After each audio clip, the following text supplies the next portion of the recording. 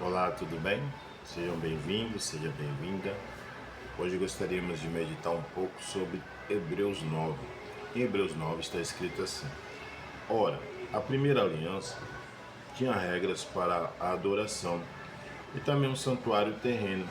Foi levantado um tabernáculo na parte da frente chamada de lugar santo. Estavam o candelabro, a mesa e os pães da presença. Por trás do segundo véu havia a parte chamada Lugar Santíssimo, onde se encontrava o altar de ouro. Para o incenso, a arca da aliança, totalmente revestida de ouro. Nessa arca estavam os vasos de ouro, contendo o maná e a vara de Arão, que floresceu, e as tábuas da aliança. Acima da arca estavam os querubins da glória, que sua sombra cobria a tampa da arca. A respeito destas coisas, não cabe agora falar detalhadamente. Estando tudo assim preparado, o sacerdote entrava regularmente no lugar santo do tabernáculo para exercer o seu ministério. No entanto, somente o sumo sacerdote entrava no lugar santíssimo, apenas uma vez por ano, e nunca se apresentar o sangue de sacrifício, que ele oferecia por si mesmo, pelos pecados que o povo havia cometido por ignorância. Dessa forma, o Espírito Santo estava mostrando que ainda não havia sido manifestado o caminho para o lugar santíssimo, enquanto permanecia o primeiro tabernáculo. Isso é, uma ilustração para nossos dias, indicando que as ofertas e o sacrifício oferecido não podiam dar ao adorador uma consciência perfeita, mente limpa. Era apenas prescrição que tratava de comida, bebida e de várias cerimônias de purificação com água. Essas ordenanças exteriores foram expostas até o tempo da nova ordem. Quando Cristo veio como sumo sacerdote dos benefícios agora presentes, ele adentrou o maior e mais perfeito tabernáculo, não feito por homem, isso não pertencente a esta criação, não por meio de sangue de bodes, novilhos, mas pelo seu próprio sangue ele entrou no lugar santíssimo. De uma vez por todas obteve eterna redenção. Ora, se o sangue de bodes, touros e cinzas de uma novilha, espalhadas sobre o que estão cerimonialmente impuro, o santificava de forma que se torne exteriormente puro, quanto mais o sangue de Cristo, que pelo Espírito Eterno se ofereceu de forma imaculável a Deus, purificará nossa consciência de atos que levam à morte, para que sirvamos ao Deus vivo. Por essa razão, Cristo é o mediador de uma nova aliança, para os que são chamados recebam a promessa da herança eterna, visto que morreu como resgate pelas transgressões cometidas sob a primeira aliança. No caso de um testamento, é necessário que se comprove a morte daquele que o fez, pois um testamento só é validado no caso de morte, uma vez que nunca vigora enquanto está vivo.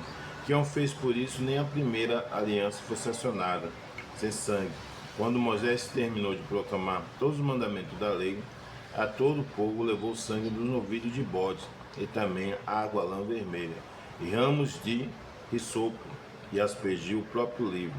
E todo o povo dizendo: Este é o sangue da aliança que Deus ordenou que vocês obedeçam. Da mesma forma, aspergiu com sangue o tabernáculo e todos os utensílios da sua cerimônia. De fato, segundo a lei, quase todas as coisas purificadas com sangue. Sem derramamento de sangue não há perdão. Portanto, era necessário que as cópias das coisas que estão no céu fossem purificadas como esse sacrifício, mas as próprias coisas celestiais com sacrifícios superiores, pois Cristo não entrou em santuário feito por homens, uma simples representação do verdadeiro. Ele entrou nos céus para agora se apresentar diante de Deus em nosso favor. Não, porém, para oferecer repetidas vezes a semelhança do sumo sacerdote, de quem entra no lugar santíssimo todos os anos, com sangue alheio. Se assim fosse, Cristo precisaria sofrer muitas vezes, desde o começo do mundo, mas agora ele apareceu uma vez por todas, no fim dos tempos, para aniquilar o pecado mediante o sacrifício de si mesmo.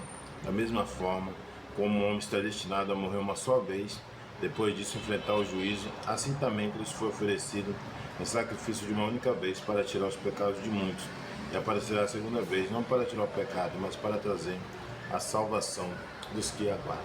Então, quando você lê Hebreus 9, fala como era feito o sacrifício, como era o sacerdócio levítico, ali, de sacrificar para entrar no Santo dos Santos, oferecendo sacrifício de bode, de carneiro. Cristo veio uma única vez e fez seu sacrifício. E hoje não precisamos mais de sacrifício, não precisamos sacrificar. E como diz, um testamento ele só é válido depois que o testador morre. Se o pai faz um testamento para os filhos e ele ainda não morreu, esse testamento não é válido. Então, entendemos também que o Novo Testamento vem começar ali em Atos do Apóstolo, depois que Jesus morre, depois que ele vai para a cruz, começa o Novo Testamento, uma nova aliança. Então, quando você tem um Velho Testamento e um Novo Testamento, aquele Velho Testamento é anulado. Por quê? Porque você tem um Novo Testamento. É como se fosse leis, né? Você vê uma lei de trânsito. Na lei de trânsito não podia fazer isso. E aí se você criar outra lei, aquela lei que não podia, ela já vai ser banida. Então assim aconteceu nos dias de Cristo, né? Nos dias que sucedeu a morte dele. Então estamos em uma nova aliança. Então, quando você lê Zacarias, ele diz assim: removerei esse pecado em apenas um único dia. Né? Um único dia ele removeu. O que era o pecado? O que é pecado? É transgressão da lei. Pecado não é mentir, não que não seja errado. Pecado não é roubar, não seja errado.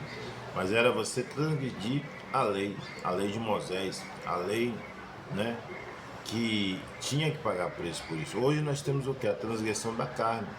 Então se você faz qualquer ato, você está transgredindo contra a carne. Mas o pecado, ele cravou na cruz.